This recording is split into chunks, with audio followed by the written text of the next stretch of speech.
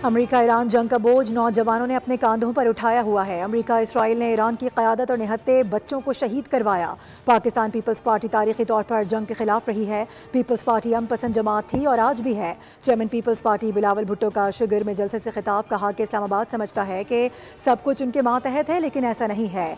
हर वक्त कहते हैं कि फ़ंड्स और वसाइल नहीं तो ऐसी वजारतों का क्या फ़ायदा। इस्लामाबाद से जो फैसले होते हैं इनका नुकसान आपने भुगतना है।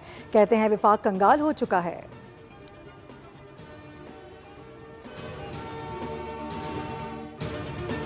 पाकिस्तान और यूरोपीय यूनियन के दरमियान शराकतदारी को मजीद फ़रोग देने पर इतफाक। नायब वज़ीर आज़म इसहाक डार से यूरोपीय यूनियन की आला नुमाइंदा काया कैलिस की मुलाकात। दो तरफ़ा ताल्लुकात के मुस्बत फ़रोग पर इत्मीनान का इजहार किया गया। इलाकाई और आलमी सूरत हाल पर भी तबादला ख्याल हुआ। इस्लामाबाद में पाकिस्तान और यूरोपीय यूनियन के दरमियान 8वें स्ट्रेटेजिक मुज़ाकरात हुए।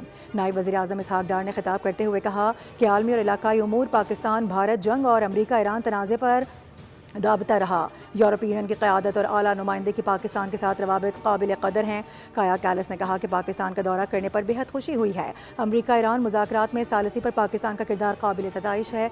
मुश्तरका प्रेस कॉन्फ्रेंस करते हुए नायब वज़ीर आज़म ने कहा कि यूरोपीय यूनियन ने अमन और सिफारतकारी की हमेशा हिमायत की।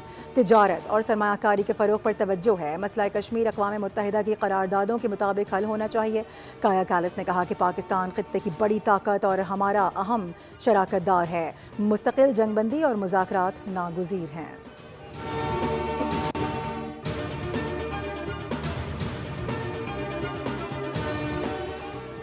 ईरान मुआहिदा करने में संजीदा है। ये एक अच्छा मुआहिदा होगा। ये अमेरिका और उन लोगों के लिए अच्छा होगा जो हमारे साथ हैं। डेमोक्रेट्स और दीगर लोग बिला वजह मुझ पर तनकीद कर रहे हैं।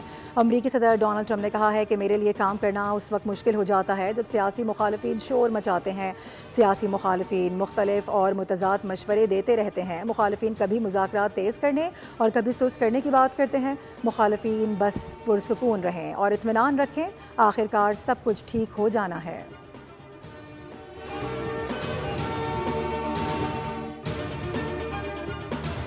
तर्जुमान ईरानी वज़ारत ख़ारजा इस्माइल बकाई ने कहा है कि ख़ित्ते में अमरीकी अड्डों पर हमले सिर्फ दिफा में किए गए। ईरान को जवाबी कार्रवाई का हक हासिल है। उन्होंने जोर दिया कि रियासतें अपनी ज़मीन या वसाइल हमलों के लिए इस्तेमाल ना होने दें। इस्माइल बकाई ने वाज़ेह कर दिया कि मौजूदा मुज़ाकराती दौर में ईरानी न्यूक्लियर प्रोग्राम पर कोई गुफ्तगू नहीं हुई और इस वक्त बातचीत की बुनियाद जंग का खात्मा है। तर्जुमान ने कहा कि डिप्लोमेसी में मुज़ाकरात दो तरफ़ा होते हैं। एक तरफ़ा मुतालबात पेश करके इन पर अमल का कहना मुमकिन नहीं।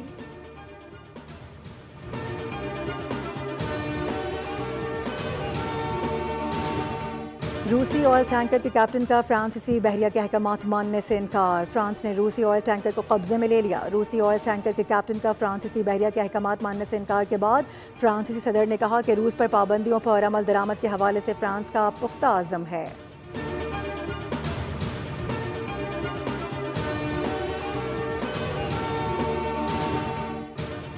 और आइंदा वफाकी बजट में रियल एस्टेट सेक्टर के लिए रिलीफ का इम्कान। फाइलर्स के लिए प्रॉपर्टी की खरीदो फरोख्त पर ट्रांजेक्शन टैक्स में कमी हो सकती है। वजारत ख़जाना के ज़राए के मुताबिक प्रॉपर्टी की खरीदारी के लिए शिक 236 के तहत विद होल्डिंग टैक्स 1.5% से कम करके 0.25% किया जा सकता है, जबकि फ़रोख्त के लिए विद होल्डिंग टैक्स 4.5% से कम करके 1.5% मुतवक्के है। ज़राए एफबीआर के मुताबिक नॉन फाइलर्स के लिए कोई रिलीफ नहीं होगा और इन पर तकरीबन 10.5% टैक्स आयद रहेगा।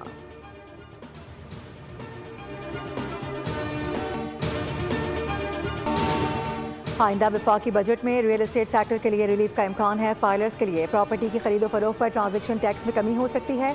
वजारत ख़जाना के ज़राए के मुताबिक प्रॉपर्टी की खरीदारी के लिए शिक 236 के तहत विद होल्डिंग टैक्स 1.5% से कम करके 0.25% किया जा सकता है, जबकि फ़रोख्त के लिए विद होल्डिंग टैक्स 4.5% से कम करके 1.5% मुतवक्के है। ज़राए एफबीआर के मुताबिक नॉन फाइलर्स के लिए कोई रिलीफ नहीं होगा और उन पर तकरीबन 10.5% टैक्स आयद रहेगा।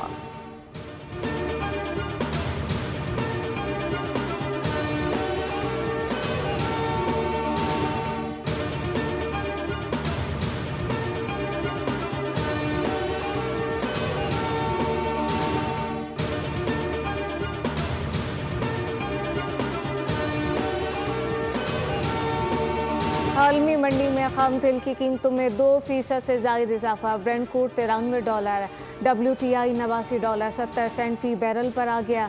मरबन खाम तेल के $90 फी बैरल में सौदे। दूसरी जानिब पाकिस्तान के स्टॉक मार्केट में कारोबारी हफ्ते के पहले रोज शदीद मंदी। 100 इंडेक्स में 1500 से ज़ायद पॉइंट्स की कमी। इंडेक्स 1,72,000 की सतह पर आ गया।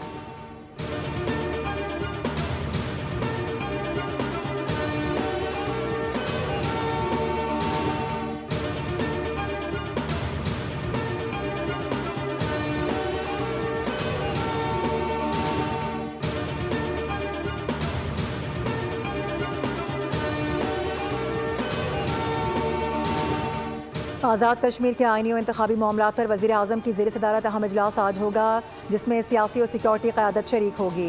मुज़फ़्फ़राबाद में होने वाले हालिया इजलास पर आला सतही वफ़द वज़ीर आज़म को तफसीली ब्रीफिंग देगा। इजलास में मुहाजिरीन की नशस्तों के मुस्तक़बिल, तनासुबी नुमाइंदगी और इंतखाबी इस्लाहात से मुतालिक मुख्तलिफ तजावीज़ पर गौर किया जाएगा। ज़राए के मुताबिक नशस्तों के खात्मे, तादाद में रद्दोबदल या नई हल्का बंदियों के ऑप्शन भी ज़ेर गौर आएंगे।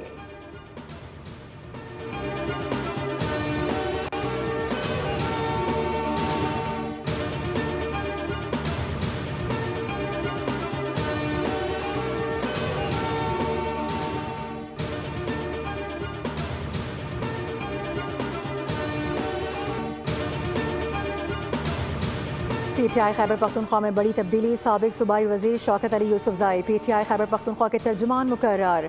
रुकन असम्बली मलिक अदील इकबाल के मुआविन ख़ुसूसी बनने पर पार्टी ओहदा खाली हुआ था।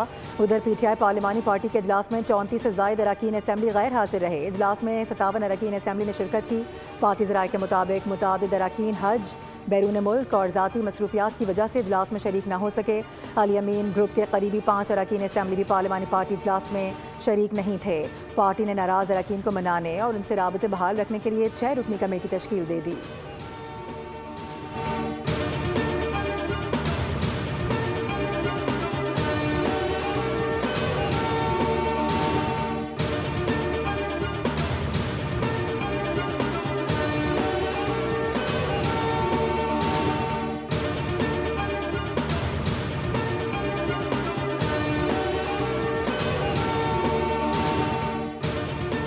इस्लामाबाद में आज से मार्केट मॉल रात 8 बजे बंद होंगे। नोटिफिकेशन के मुताबिक नई पाबंदियां 1 जून 2026 से नाफिज हो गई हैं। फार्मेसी, अस्पताल और मेडिकल स्टोर पाबंदी से मुस्तस्ना होंगे, जबकि पेट्रोल पंप और CNG स्टेशन मामूल के मुताबिक खुले रहेंगे। रेस्टोरेंट, फूड आउटलेट, तंदूर, करियाना, सब्जी, फल, बेकरी शॉप रात 10 बजे बंद होंगी।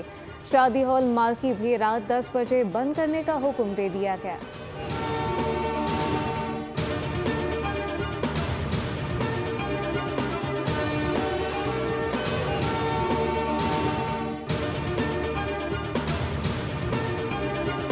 हुज्जाज इकराम की वापसी। सऊदी एयरलाइन की परवाज़ के जरिए आज 370 हुज्जाज इस्लामाबाद पहुँचे। वफाकी वज़ीर पार्लिमानी उमूर डॉक्टर तारिक फजल चौधरी ने हुज्जाज इकराम का इस्तकबाल किया और उन्हें हज की सआदत हासिल करने पर मुबारकबाद दी गई। इस मरतबा 1,80,000 पाकिस्तानियों को हज की सआदत नसीब हुई, जिनमें से 1,20,000 सरकारी हज स्कीम के तहत गए। वफाकी वज़ीर ने कहा कि वज़ीर आज़म की हिदायत पर वज़ारत मज़हबी उमूर ने हुज्जाज इकराम को हर मुमकिन सहूलियात फराहम की।